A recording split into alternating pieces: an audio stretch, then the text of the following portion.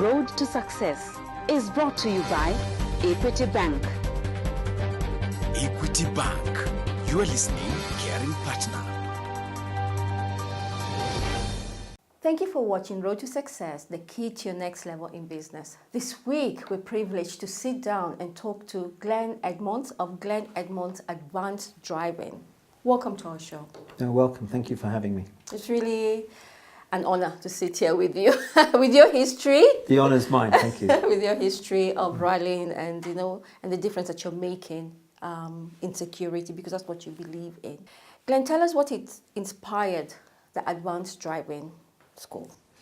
What inspired us to get to start was that we were victims. My wife and I were victims of an attempted carjacking, and the carjacking went terribly wrong. Shots were fired, and it was all going completely pear-shaped, for the want of a better word, except that there was an instance where I was able to escape, and the reason I was able to escape was because I was able to drive.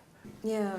And I really thought that we needed to make a difference. I have this history in motorsport. Yeah. And we thought, how could we make a difference?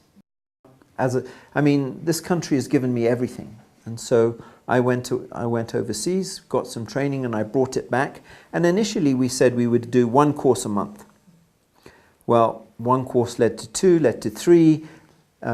We realized that in the course of security training that we needed to make a difference with driver training in general. So then we started defensive driver training, and then we went on and started other courses. And the company just grew and grew and grew. When you talk about advanced driving, what does that mean? Advanced driving is where you take a driver that has existing experience and you make him a better driver. The advanced driving is showing him things that he needs to know to ensure that when he's driving on the roads that he is safe and that the people that he has in his car with him are also safe. And these are some of the things that you teach at the Advanced Driving School. That's correct. What else do you teach people, teach drivers? Well, we teach drivers, for example, how to maneuver the vehicle should somebody suddenly stop in front of you. We go back to the Mombasa Road. All of a sudden, the car in front of you brakes to avoid the child running across the road, and you are too close. What do? You need to change lanes, for example.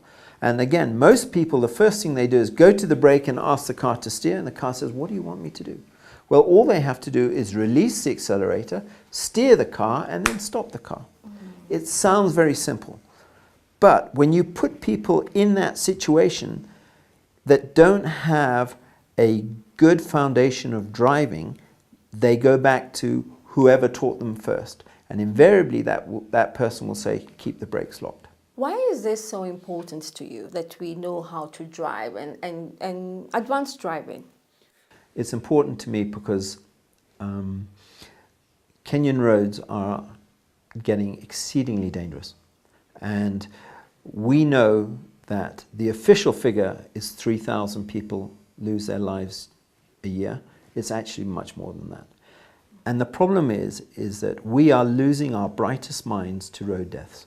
Lawyers, nurses, doctors, accountants, the backbone of Kenyan society, that middle class that keeps this country going forward.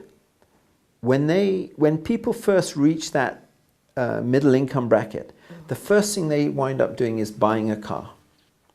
Now, those people are the ones that make a difference in Kenya. When a trainer is sitting with a driver, he is constantly evaluating that driver. So our training starts off, he may start off at 30 kilometers an hour. Then we'll move him to 33. Then we'll move him to 35. Same exercise. Eventually, we will get him to a point where he is able to use the vehicle to 80%. Eventually, he will finish being able to do that same exercise at 55 kilometers an hour. Glen, we must take a break, but would like to know about the people that you work with and the people that you have trained, because you cannot do this alone. No. Yeah. You're watching Road to Success, the key to your next level in business. Do not go away.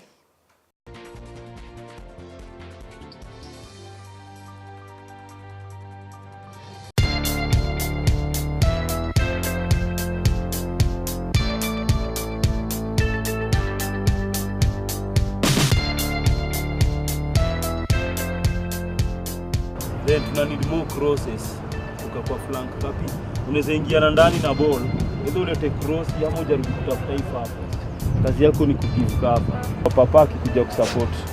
Huyo unafinya ndani. The same na huku. Ukipress papa akikuja kufuata hapa. Equity FC beat Leventis United 2-0 at the weekend in the ongoing Nairobi Regional League held at the Nairobi Railways Club grounds. The Bankers registered the win when Victor Mbindio alias Papa converted a cross from midfielder Josephat Waititu to open the scores after only 10 minutes.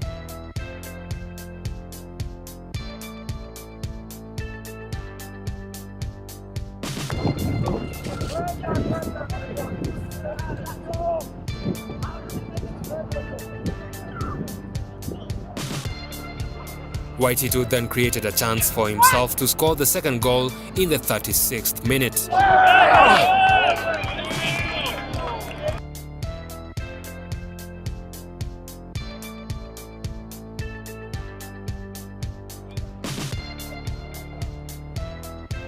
Papa remained stubborn, keeping Leventis' defense alert throughout the game and coming close to scoring twice.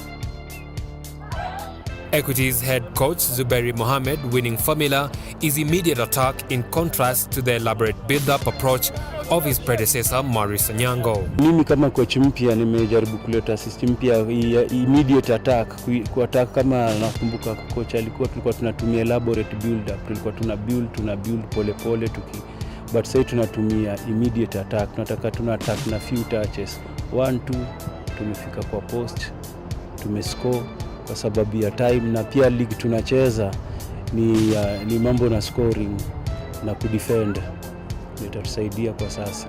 Equity gained 3 points to move to 60 points, 7 points clear of the closest opponent Mwiki United FC.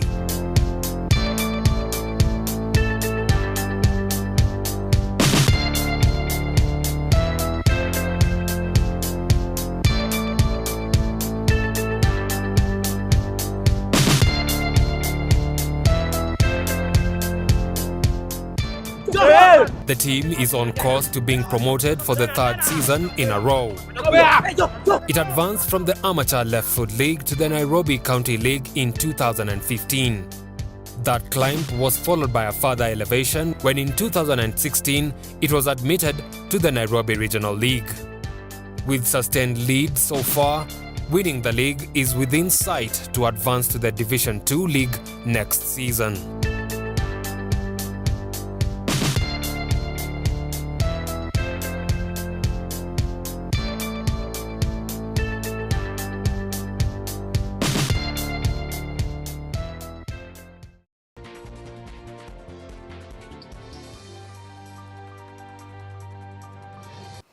Welcome back. You're watching Road to Success, the key to your next level in business. This week, we are privileged to speak to Glen Edmunds of Glen Edmunds Advanced Training School. Why do you call it after your name? We called it after our name because I made my name through motorsport, and we thought that if we wanted to progress, we should really put my name on it. So as that way people would know. We'd like to think that people think that my name carries some weight from the motorsport times. Things like It does, of course, it does. Look at all the trophies that you have here.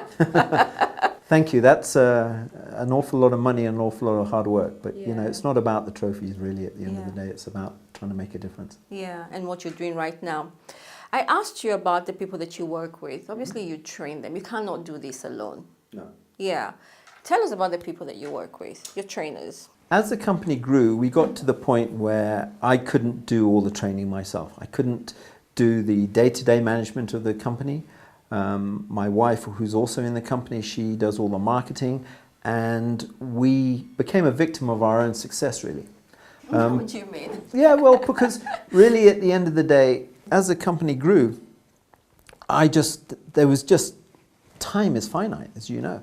And so to make a difference, as we became more and more popular, we needed to bring in some trainers. So we are very proud, I particularly am very proud of my trainers, and they're Kenyan trainers. They have, they're advanced driving instructors, UK standards. They are exceedingly competent. And at the end of the day, if we don't invest in our Kenyans, we're not going to go anywhere. We have to keep investing in Kenya. I am not going to be sitting in this seat for my whole life.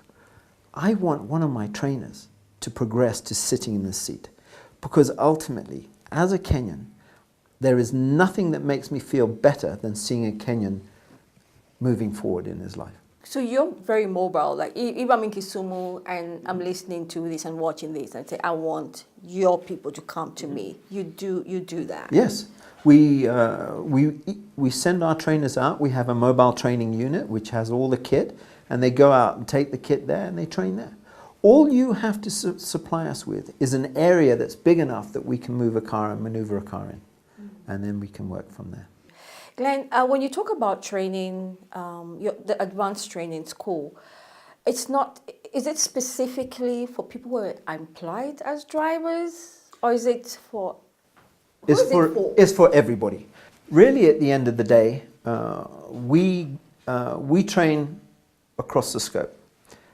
The problem is this, is that some companies believe that driver training is a luxury, and they want the driver training to go ahead. They want the driver to have better training, but they look for the cheaper option for some reason. So what would you say has been your greatest achievement? My greatest achievement has to be, apart from my family, which is the first, but my greatest achievement has to be the fact that I have trainers that I believe in. I have Kenyan trainers that have a work ethic and have integrity, and that want to make a difference. Having been in business for the last 11 years, would you be able to put a number of the number of people that you have trained? Yes, over 13,000 people. 13,000 people. Yeah. 13,000 lives. We would like to think if we even saved one of those people from injury or death, then our job is done, is it not? Yeah. And what would you say are the lessons you have learned? Tenacity. Doing business in Kenya is not easy. What challenges do you face, for example? What challenges do we face? When you say it's not easy. Yeah. The economy is difficult. I mean, there are times when everybody has to make sacrifices.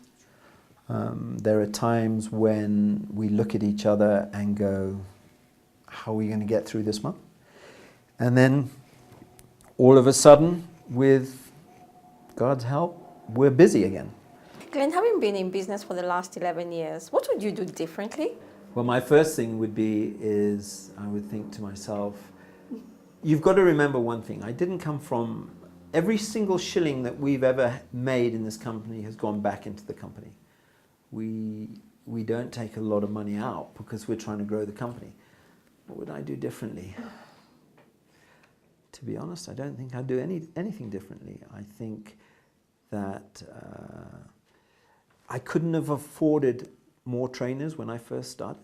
I mean, for the first 8 years of this company's life, I was on the tarmac. And I still go on the tarmac. On Friday, I will be out there working with a client one-on-one that wants me and nobody else. So I will be out on the tarmac.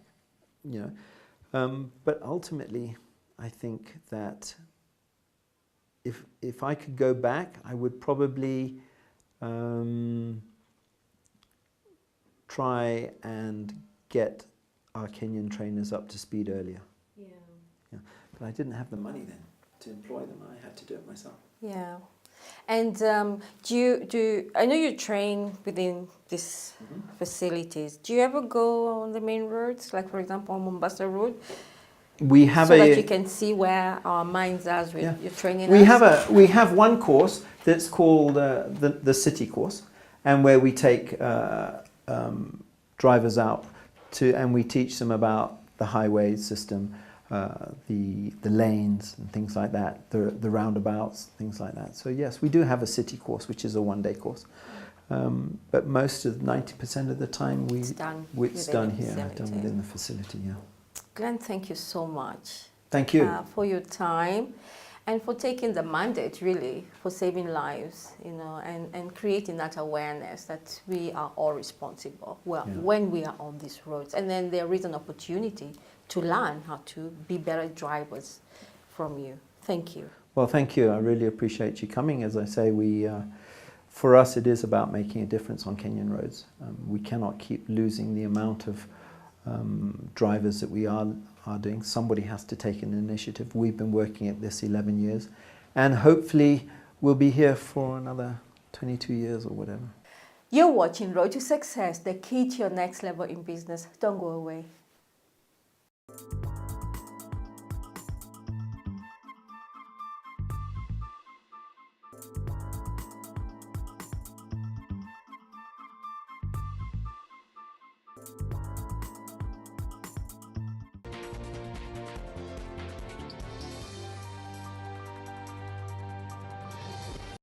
Welcome back. You're watching Road to Success, the key to your next level in business, where our goal is to see you succeed. This week, our expert is Eric Omanga of Business Clinic, Karibu Sana, who's here to discuss leadership succession strategies. Succession is part of a strategy that we should put in place when we start our businesses, but it's not something that we often think about. Perhaps you can guide us or tell us why it is important to put that kind of strategy in our business plan. A lot of us entrepreneurs start businesses without an exit plan in place. Once the realization that at some point you would want to exit your business comes to be, then the challenge and the question of how will you exit yourself. Using the works of Charan, the people who have articulated what we call the leadership pipeline, as an entrepreneur, we should realize the various levels of leadership that we need to build into our businesses. Before we exit? Yes. Okay. Eric, the guest we had earlier on, Glen Edmund, he's very passionate about succession in the sense that not for his family, but for the members of his staff. In your opinion, what kind of processes should we put in place if we want to have a successful exit plan? I would advise Glen to have a very strong systematic approach to how he will grow the people in his team. And one key area is for him to establish what levels his organizational structure places leadership at. So at each level, is it entry level as a trainer? Is it supervisory level in terms of training the trainers, or making sure that the trainers are observing the rules and the principles of his organization? Then this you could achieve by having a robust mentoring program, where at least for those who are at a lower level, they have an opportunity to shadow their seniors and see and experience what exactly they do. It is important to have a strong mentoring program within the organization across the horizontal levels and vertical levels, so that if you are in a department that is concerned with safety, for instance, then you should also get an opportunity to experience another department that is not your core. But in so doing, then you learn what those people do. Ultimately, what that does is that it takes an employee through the entire organization, and from there, they would appreciate what talents, what skills and competencies they need to build for them to play at what role. And it will help Glen make it a bit easier to convince his team and team members to take up bigger and bigger responsibilities. So essentially there should be no vacuum. What we see around is that there is a lot of competition in poaching. Business people are more inclined to buying talent as opposed to building talent. And when you do that, it is not only costly, but there is bound to be cultural conflict by you getting a leader from outside coming to work in a space that thinks and behaves in a certain way that they are not familiar with.